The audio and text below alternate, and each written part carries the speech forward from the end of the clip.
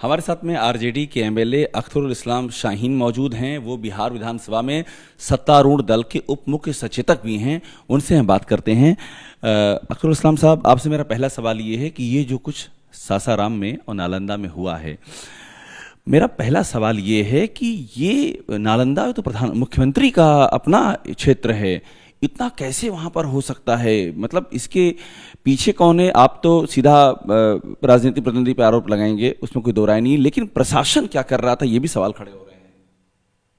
हाँ, चूक तो हुई है, प्रशासन से भी चूक हुई है, और जो लोकल वहाँ पर एडमिनिस्ट्रेशन में हैं, वहाँ के लोकल एसपी हैं, डीएसपी हैं, सब लोग जिम्मेदार हैं। लोकल थाना अध्यक्ष जो होते हैं, सब लोग जिम्मेदार हैं। तो जिम्मेदार हैं तो कार्रवाई भी तो होनी चाहिए। हाँ, निश्चित रूप से कार्रवाई होनी चाहिए। जब योजनाबद्ध तरीके से कुछ संगठन एक पर्व त्योहार में कुछ हुड़दंग करने की योजना बनाता है, तो वो कई दिनों से बना रहा होगा, और निश्चित रूप से दावे से ये बात कहा जा सकता है कि योजनाबद्ध तरीके से पहले से था। जो बिहार में 2-4-5 संगठन इसके लिए बदनाम भी है, जाना भी जाता है कि वो इस अवसर पर उपद्रव करते हैं। 2-4 संगठन किसी से छुपा हुआ नहीं, जैसे एक बजरंग दल है, और भी कुछ संगठन, 4-5 संगठन है।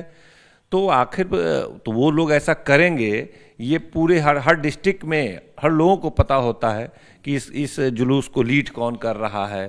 तो आम जनता तो बेचारा पर्व त्योहार में शामिल होता है, उसका कोई दोष नहीं है।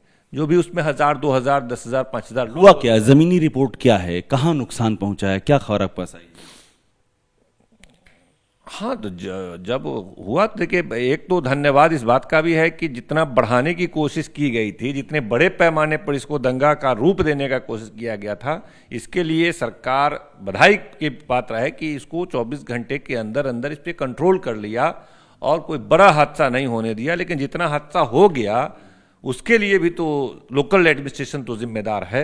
जिम्मेदारी कार्रवाई होनी। हाँ, कार्रवाई तो लोकल होनी ही चाहिए उन लोगों पर। मुझे एक बात समझाइए आप कि मैं अब जो आपसे पूछ रहा हूँ, जमीनी जानकारी क्या है? कहाँ नुकसान हुआ है? किसको नुकसान हुआ है?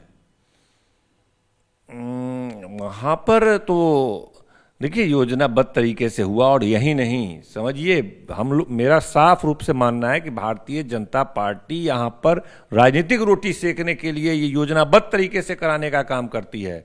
यही नहीं, आप बंगाल चले जाइए, जहाँ भी चले, आखिर इस दंगा फसाद से किस पार्टी को पॉलिटिकल फायदा किसको? वो जो बातें कर रहे हैं, ये जो पत्थरबाजी हुई है, जो सासाराम में जो बम वाली बात सामने आई है, ये जो आरोप लग रहे हैं कि कहाँ से पत्थर इतने सारे आ गए, कहाँ बम कैसे मेंटेन हो गया, वो कैसे फट गया, वो जो घटनाक्रम घटी, उस पर क्या कहेंगे? नहीं, ऐसा देखिए, पूरे देश में जुलूस निकलता है, कहीं कोई शिकायत होता है?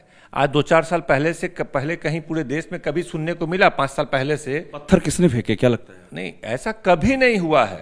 पूछ रहा हूँ, पत्थर फेंके ही नहीं गए क्या? नहीं, ये बताए तो जब ये संगठन को इस तरह का घटना करना होता है तो ये अफवाह फैलाता है, ये हुआ वो हुआ, उसके हुड़दंग शुरू।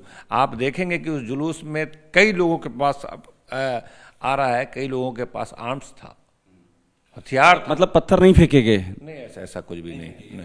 आप पुलिस को जांच कर, अगर फेंके गए तो गंभीर अपराध है। और सासाराम में जो बम हुआ वो तो सामने आ गया, पुलिस की जांच में भी सामने आ गया। सासाराम वाला, सासाराम में जो बम बनाते हुए जो विस्फोट हुआ है, वो तो पुलिस की जानकारी में सामने आ गया है।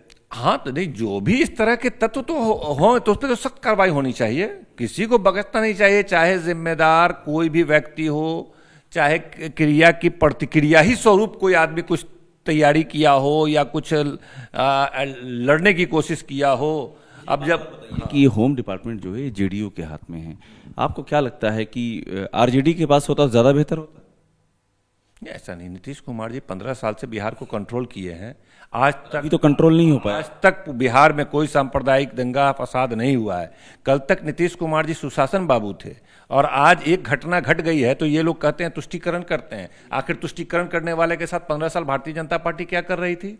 ये एक सवाल है ना। आप आज कहते हैं कि नीतीश कुमार तुष्टीकरण कर रहे हैं, किसी को बचा रहे हैं, किसी को फेवर कर रहे हैं, और ये कर रहे हैं, वो कर रहे हैं, तो 15 साल आप उसी को ना सुशासन बाबू कर रहे हैं। सवाल और इससे हटके आप सवाल पूछ रहा हूँ, ये जो मुगलों का चैप्टर हटाने वाली पहल हुई, आपकी जानकारी में होगी, एनसीईआरटी की किताबों, इस पर क्या कहेंगे?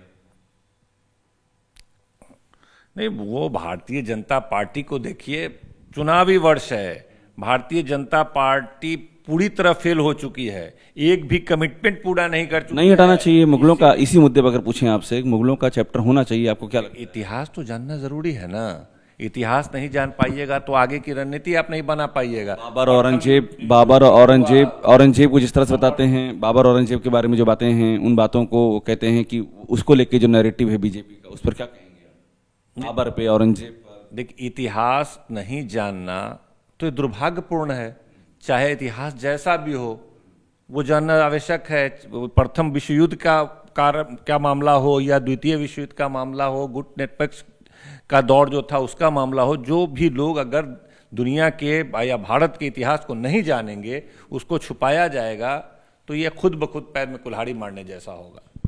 तो तुरुल इस्लाम शाहीन साहब हैं, बहुत ही साफगोई से कह रहे हैं कि वहाँ पर प्रशासन की चूक हुई है, कार्रवाई होनी चाहिए, और साथ में बीजेपी और बीजेपी के जो जुड़े हुए संगठन हैं उस पर भी सीधा आरोप लगाया है कि ये लोग वहाँ पर दंगे के मकसद में थे और इनके इरादे नेक नहीं थे। कैमरा राजेंद्र के साथ अभिषेक उपाध्याय, एबीपी न्यूज़, पटना।